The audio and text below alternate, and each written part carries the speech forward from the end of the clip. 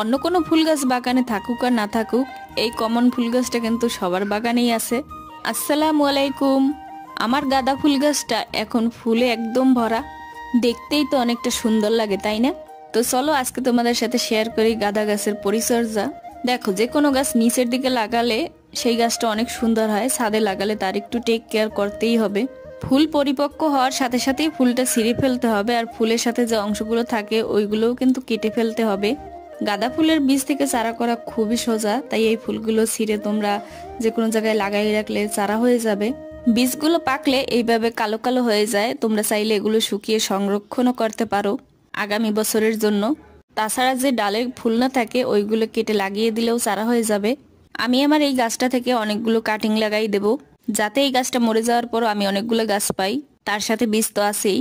তো নতুন ছাদ বাগানীদের জন্য রইল অনেক শুভেচ্ছা। আজকের মতো আল্লাহ হাফেজ।